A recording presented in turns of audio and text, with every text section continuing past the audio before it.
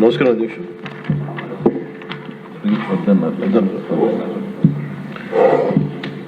గౌరవ ముఖ్యమంత్రి గారికి, మంత్రివర్గ సహచరులకి, సభ్యులకి, గౌరవ సభ్యులకి అందరికీ నా హృదయపూర్వక నమస్కారం. ఈ తిరుమల ఈ లడ్డు మీద జరిగిన ఈ కల్తీ ఈ డిబేట్కి సంబంధించి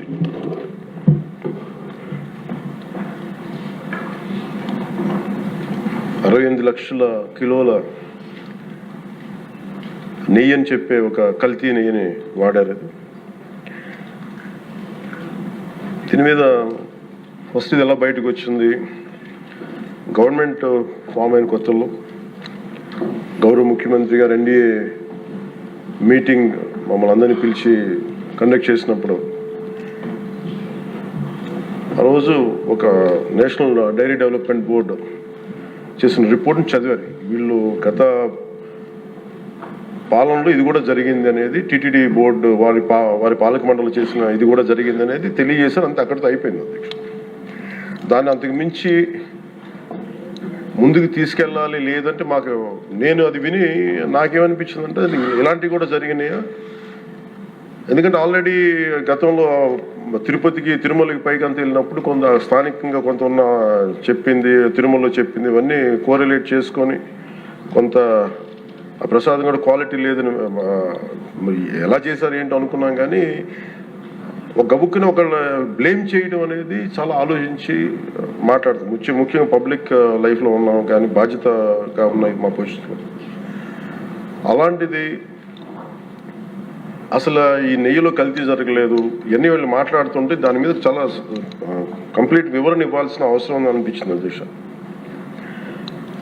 ముఖ్యంగా గత ప్రభుత్వ పాలనలో ఉన్నప్పుడు ఎక్కడా కూడా దేవాలయాల మీద దాడులు జరిగినా ఇంకోటి జరిగినా ఎక్కడా కూడా మేము దోషుల్ని పట్టుకోండి అని చెప్తా వచ్చాం తప్ప ఎక్కడా కూడా మీరు చేయించారని కానీ మీరు ఉన్నారని కానీ ఎక్కడ ఎందుకంటే తక్కువ అలా కూర్చోబెట్టి ఎలా పడితే అలా మాట్లాడటానికి బాధ్యత ఉంటాం కాబట్టి అలా మాట్లాడలేదు.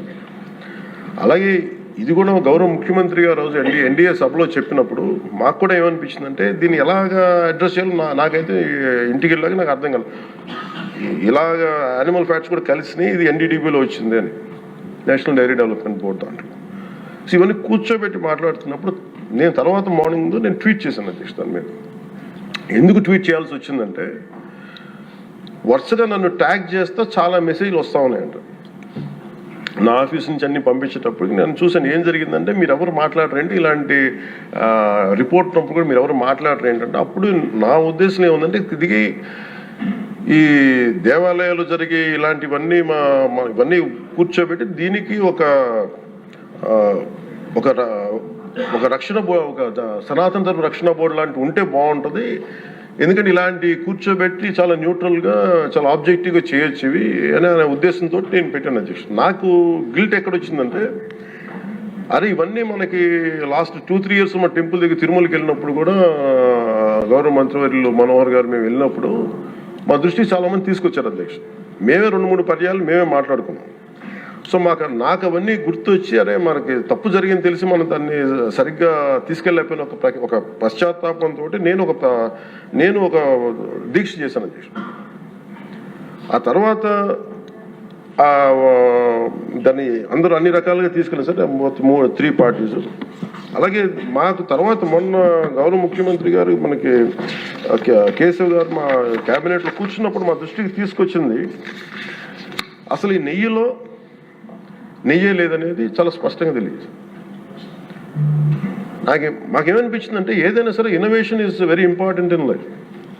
ఇన్నోవేషన్ లేకపోతే ఈ పాటికి ఒక్కొక్కరు ఒకలా ఇన్నోవేట్ చేస్తారు. బట్ ఈ పర్టికులర్ ఈ గత ప్రభుత్వంలో ఉన్న వ్యక్తులు వీళ్ళు అరాచకంలో ఇన్నోవేషన్ చేశారు. వీళ్ళు కల్తీలు కూడా అంటే మామూలుగా ఒక నెయ్యి కావాలంటే పాలలో నుంచే కాకుండా రసాయనాల నుంచి కూడా తీయచ్చు, మిగతా వాటి నుంచి కూడా తీయచ్చు అని చేసి చూపించారు. దానికి సంబంధించిన కంప్లీట్ ఈ సిబిఐకి ఆ రిపోర్ట్ ఇచ్చినప్పుడు ఎక్కడా కూడా నెయ్యి లేకుండా వీళ్ళు నెయ్యి తయారు చేశారని స్పష్టంగా తెలియజేశారు. ఇప్పుడు మనం ఏం మాట్లాడుతున్నాం వీళ్ళందరితో అంటే ఎక్కడా కూడా ఈ సభ సాక్షిగా చెప్తున్నాను, ఇది ప్రజలకు కూడా తెలియాలి, ఎక్కడా కూడా గత ప్రభుత్వం తాలూకు హెడ్ చేసిన వ్యక్తి చేశారని ఎక్కడ కూడా నేను ప్రత్యేకించి మాట్లాడాలి. నేనేం చెప్తాను, టీటీడీ పాలక మండలి బాధ్యత ఇది. మీరు కూర్చోబెట్టి మీరు బాధ్యత తీసుకొని వాళ్ళ పార్టీ ఆ ప్రభుత్వం స్థాపించినప్పుడు వాళ్ళ నియమించిన పాలక మండలి వాళ్ళు చేసిన తప్పులకి సింపుల్ ఏం చేయాలి అధ్యక్ష, ఒక ఇంటర్వ్యూలో కూడా నన్ను అడిగితే నేనేం చెప్పానంటే, you mean to say you going to blame the person who headed the last government అంటే my intention is not that. My intention is always to say that who did this, who are the perpetrators. A perpetrators is more or less they are the TTD board. Let them be accountable for that. ఎక్కడ కూడా నేను ఈ వ్యక్తి గురించి మేము మాట్లాడలేదు, ఎందుకంటే డైరెక్ట్గా ఇన్వాల్వ్మెంట్ ఉందని మనం చెప్పట్లేదు అది, ఎందుకంటే వాళ్ళు నియమించిన బోర్డు ఇది.